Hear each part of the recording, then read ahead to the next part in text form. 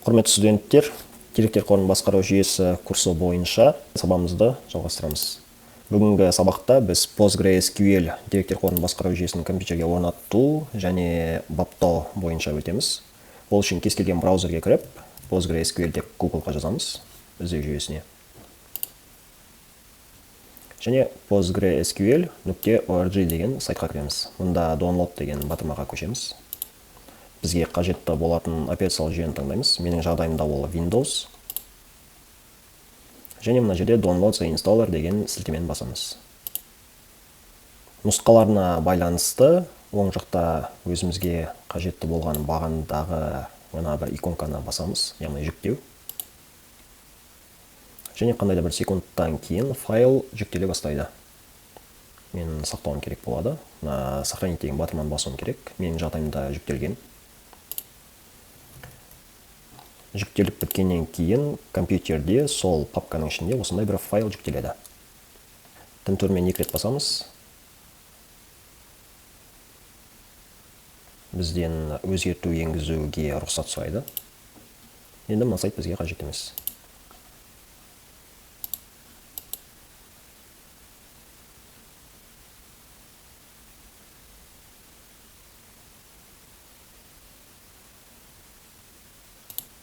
Осындай терезе ашылады. Next таңдаймыз. Сервер қай жерге орнатылатынын сұрайды. Ештеңе өзгертудің қажет жоқ. Келесі. Біз орнатамыз PostgreSQL серверді, деректер қорының серверін, pgAdmin 4 деген графикалық интерфейсті программаны орнатамыз. Сонымен қатар Stack Builder және Command Line Tools деген 2 программа орнатыла берсін. Next. Бұл экранда біздің деректер қорының деректері, яғни ақпараттар қай жерде сақталатынын сұрайды. Осылай әдеттегідей қала берсін. Енді бізден деректер қорының супер юзері үшін, яғни ең негізгі және басты пайдаланушысы үшін құпия сөз сұрайды. Әдетте күрделі құпия сөзді енгізудің қажет жоқ, себебі біз тек оқу барысында қолданамыз. Мысалы 1, 2, 3, 4 деген сияқты қарапайым код жаза берсек болады. Портты да өзгертудің қажет жоқ. Дефолтты 5432 деген PostgreSQL-дің порты тұра берсін. Мұнда да ештеңе өзгертудің қажет жоқ. Келесі және келесі. Программаның орнатылуын осылайша күтуіміз керек болады. PostgreSQL программа сервер толық орнатылып біткеннен кейін осындай экран шығады. Мына жерде қала берсін. Финишті басамыз. Енді серверді іздейді. Біз орнатқан PostgreSQL 18-ші нұсқа 5432 порт. Осыны таңдаймыз. Келесі. Енді мына жерде қосымша орнатуға болатын программалық компоненттерді ұсынады. Дәл қазір компьютерімізде мысалы 18.2 нұсқасы орнатылған, installed деген жазуды көріп тұрмыз. Басқа орнатуға қажетті ешқандай компонент жоқ. Шығып кетсек болады. Енді компьютерде PostgreSQL-мен қалай жұмыс істейміз? Ең қарапайым әдісі ол pgAdmin деп поискқа жазсақ, pgAdmin 4 деген графикалық интерфейсті программа шығады. Осыны басамыз.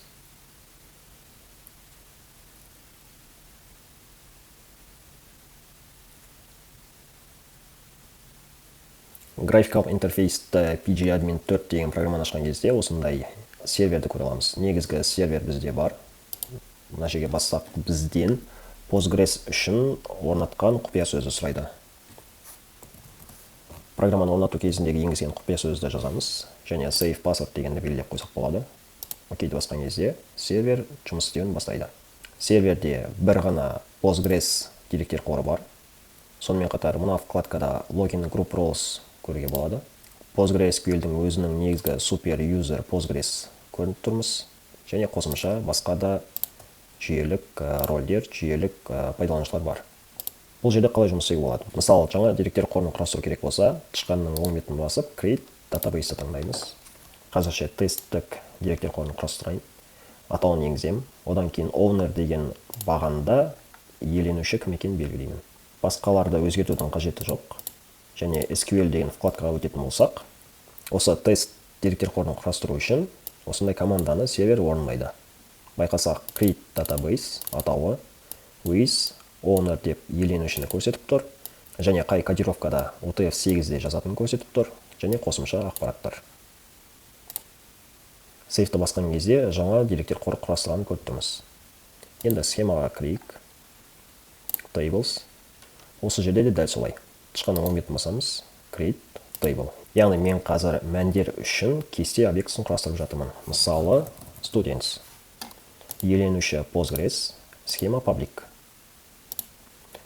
Енді бағандар вкладкасына өтетін болсақ, бұл жерде мысалы осы студенттердің параметрлерін, яғни студенттердің атрибуттарын енгіземіз. Мысалы, бірінші бағанда ID болсын, оның типі integer, кейін primary key болсын. Екінші бағанда name.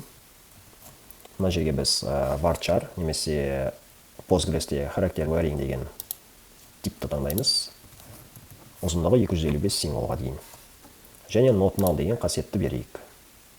Басқа advanced, constraints, partition қазірше маңызды емес. SQL-ге өтетін болсақ, осы біздің құрастырғымыз келген студенттер деген кесте үшін Postgres серверде осы команданы орындайды. Кесте құрастыру public схемасының ішінде students деген атаумен және жақшаның ішінде өтір арқылы қандай бағандар бар екенін тізіп көрсеткен. ID, оның типі integer, кейіннен name, оның типін көрсеткенбіз, 255 ұзындығы және not null қасиетіне ие. Яғни бос мән өзіне қабылдамайды. Сонымен қатар ID бағаны үшін біз primary key деген шектеуді енгізіп тұрмыз. Қазірше мынау маңызды емес. Save-ті басамыз. Және міне students деген кесте құрастырылды. Тышқанның 10 бетін басып view edit datаны таңдап all rows-қа өтеміз.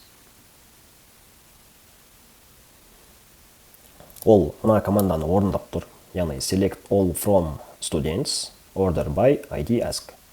Енді қарайық. Төменде кестенің құрылымы шығып тұр. Бірақ бұл жерде ешқандай жол, ешқандай ақпарат жоқ. Мына батырманы басып, бір ақпарат енгізіп көрейік. Мысалы, бір. Мына батырма өзгерісті енгізеді. Енді қайтадан осы сұранысты жібереміз. Команданы белгілейміз. Мына батырманы басамыз. Міне ақпарат шығып тұр. Енді мысал ретінде мен бір insert командасын орындап көрейін. Insert into public students values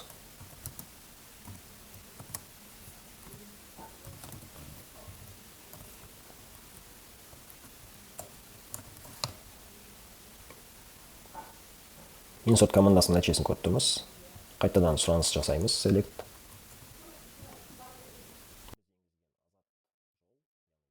Курс барысында осындай код жазу арқылы деректер қорын басқаруды үйренетін боламыз.